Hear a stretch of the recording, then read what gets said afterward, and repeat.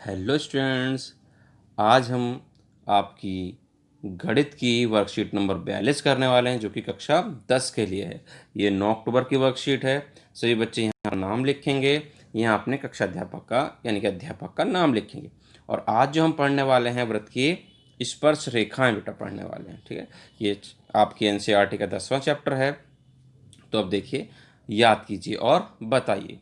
कहते हैं दिए गए चित्र में रेखाखंड सीडी को कहते हैं। ये आपको चित्र दे रखा है। कहते हैं इसमें सीडी को क्या कहते हैं। सीडी को बेटा हम कहते हैं जीवा। क्या कहते हैं? जीवा कहते हैं। ठीक है, आप लिख देंगे यहाँ पर सीडी को क्या कहते हैं जी? जीवा। ठीक है, ये जीवा कहते हैं। ठीक है, उसका तो कहते हैं व्रत की त्रिज्या, केंद्र और व्रत चाप व्रत के अंतर्भाग में स्थित होते हैं या बहिर्भाग में होते हैं। केंद्र हम जानते हैं अंदर होता है। चाप भी क्या होती है? इसको कहते हैं चाप, जो चारों तरफ की लाइन है। और त्रिज्या तो आपके अंदर होती है। तो कहाँ होती है जी? अंतर्भाग में। तो क्या लिख देंगे यहाँ पे? अंतर्भाग लिख देंगे। ठीक है, खाली स्थान। फिर उसके बाद व्रत का व्यास। व्रत की सबसे लंबी क्या होती है? जीवा होती है। जीवा क्या होती है जी? जीवा। व्यास देखिए, ये व्रत का व्यास है। ये भी तो दो बिंदुओं को टच कर रहा है व्रत को। और जीवा क्या करती है? दो बिंदुओं पर क्या करती है? स्पर्श करती है। ठीक है, तो व्रत का जो व्यास होता है वो व्रत की सबसे लंबी क्या होती है?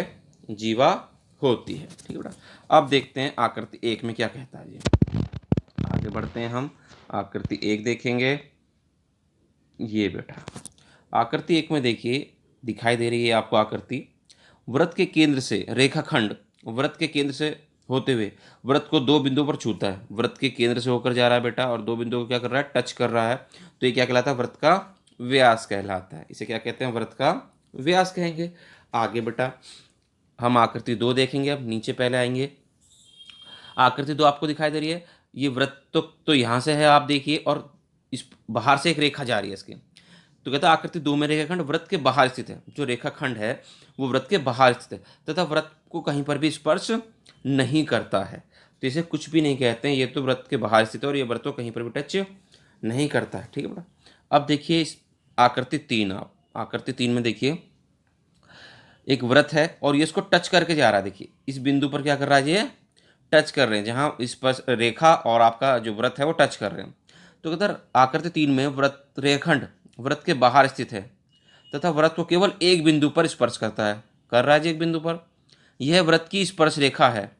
ये जो व्रत को एक बिंदु पर टच करती है, ये क्या कहलाती है? व्रत की स्पर्श रेखा कहलाती है। ठीक है, जिस बिंदु पर रेखा व्रत को छूती है और वह बिंदु क्या कहलाता है? स्पर्श बिंदु। इस बिंदु को हम क्या कहते हैं जी? स्पर्श बिंदु कहते हैं। ठीक है जी। अब देखिए आप आकृति 4 आपको दिखाई दे रही है। आकृति 4 में रेखाखंड व्रत को दो बिंदु पर प्रतिच्छेद करता है। यह छेदक रेखा। ये प्रतिच्छेद कर रहा है, प्रतिच्छेद करके बाहर निकल जा रहा है, तो ये कहलाती है छेदक रेखा।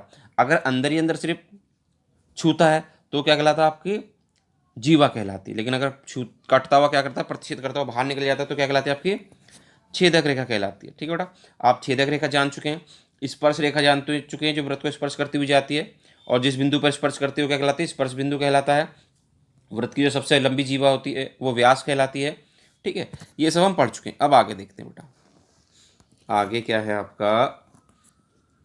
उसने कहा है, यही देखिए, उसने कहा हम कह सकते हैं कि चित्र 3 में ए बी व्रत का स्पर्श रेखा तथा पी स्पर्श बिंदु है। आपने आकृति 3 अभी देखी थी कि ए बी जो स्पर्श रेखा, पी स्पर्श बिंदु है। अब देखिए क्या है प्रश्न आपके। व्रत की जीवा व्रत की छेदक रेखा से किस प्रकार भिन्न है? जो जीवा होती है छेदक रेखा से, देखिए किस प्रकार से भिन्न है। जो स्पर्श रेखा जो जीवा होती है वो व्रत के अंदर होती है। ठीक है, और दो बिंदु पर स्पर्श करती है, सिर्फ टच करती है। ठीक है, जबकि जो छेदक रेखा होती है ये क्या होती है? प्रतिच्छेद करती हुई बाहर निकल जाती है दो बिंदुओं पर। ठीक है, अच्छा जी। तो देखिए यहाँ पर आप यहाँ से आप समझ सकते हैं, इसका अंतर उसने नीचे भी लिख के दिया है। व्रत की जीवा छेदक रेखा और स्पर्श रेखा में तुलना करिए इसने यहाँ पर। तो देखिए क्या है, जीवा किसे कहते हैं? व्रत के अंदर स्थित होती है। व्रत के अंदर है जी। व्रत को दो बिंदुओं पर छूती है, दो बिंदु पर छूती है, केंद्र से होकर जा सकती है। और ये है आपकी केंद्र से होकर जा सकती है। जो जीवा केंद्र से होकर जाती है वो क्या कहलाती है? आपकी व्यास कहलाती है। ठीक है बेटा, आगे देखिए छेदक रेखा। ये आपकी छेदक रेखाएं हैं। ठीक है, दिखाई दे रही हैं आपको।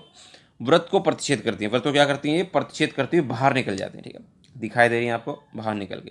वृत्त को 2 बिंदुओं पर प्रतिच्छेद करती हैं। कितने बिंदुओं पर कर रही हैं जी? सबके सब 2 बिंदुओं पर, और केंद्र से होकर ये भी जा सकती हैं। ये भी क्या होते हैं? केंद्र से होकर जा सकती हैं, लेकिन बाहर निकल जाएंगी काटती हुई।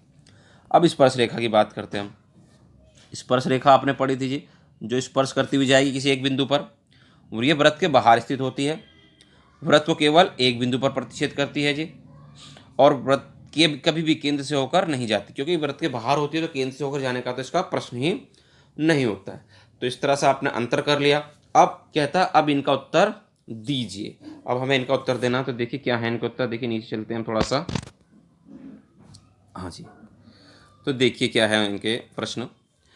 कहता है पहला प्रश्न, क्या कहता है पहला प्रश्न हमसे? कहता है वृत्त तथा वृत्त की स्पर्श रेखा के उपनिष्ठ बिंदु को क्या कहते हैं? वृत्त और वृत्त की स्पर्श रेखा के उपनिष्ठ बिंदु को क्या कहते हैं? स्पर्श बिंदु। क्या कहते हैं बेटा? स्पर्श बिंदु कहते हैं।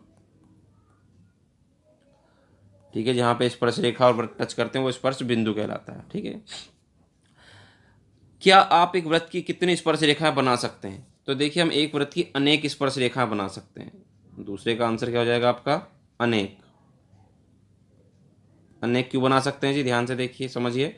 ये वृत्त है, एक यहाँ से भी स्पर्श रेखा जा सकती है, यहाँ से भी जा सकती है, यहाँ से भी जा सकती है, यहाँ से भी जा सकती है, मतलब सॉरी ये अंदर घुस जा रही हैं। ये स्पर्श रेखा जो वृत्त को क्या करेंगी? टच करती हुई जाएंगी बाहर से। ठीक है जी, तो इस तरह से हम बहुत सारी स्पर्श रेखाएं बना सकते हैं, अनेक स्पर्श रेखा। ठीक है जी, इसका आंसर क्या हो जाएगा आपका? अनेक हो जाएगा दूसरे का। और कितने स्पर्श रेखा खींच सकते हैं हम इससे? अनेक। ठीक है जी, टच करती हुई जाएंगी वृत्त को।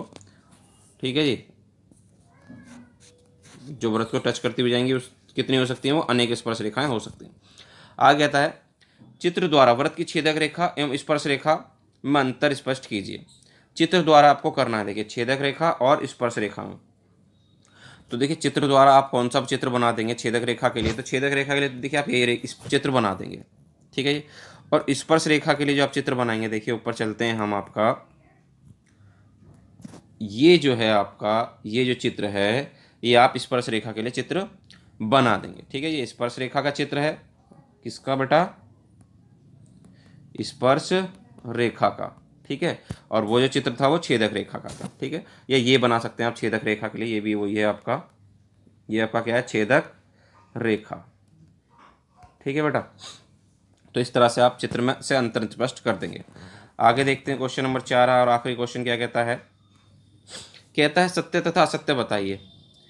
वृत्त की छेदक रेखा और स्पर्श रेखा समांतर हो सकती है। कहता है छेदक रेखा और स्पर्श रेखा समांतर हो सकती हैं। हाँ, कभी कभी। हाँ, यानी कि सत्य। क्या लिख देंगे हम इसको? सत्य लिख देंगे। बिल्कुल हो सकती हैं जी, उसने कन्फर्म नहीं कहा कि हो सकती हैं, उसने ये कहा छेदक रेखा स्पर्श रेखा क्या हो सकती हैं। अगर छेदक रेखा किससे होकर जाएगी भाई जी? केंद्र से होकर जाए, या आपने कोई स्पर्श रेखा खींची, समझे, छेदक रेखा भी इसके समांतर हो सकती है कि नहीं हो सकती है? बिल्कुल हो सकती है। तो इसकी ये हो जाए सत्य। दूसरे में देखिए वृत्त की स्पर्श रेखा वृत्त को 2 बिंदुओं पर स्पर्श करती है, ये क्या है आपका? असत्य है।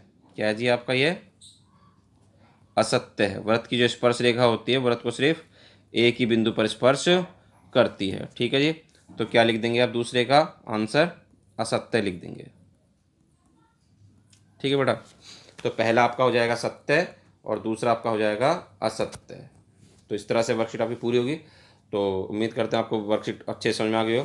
तो वीडियो पसंद आई तो वीडियो को लाइक करें, शेयर करें और कमेंट करें। और अभी तक आपने हमारे चैनल को सब्सक्राइब नहीं किया तो चैनल को सब्सक्राइब जरूर करें। मिलते हैं आपसे अगली वीडियो में।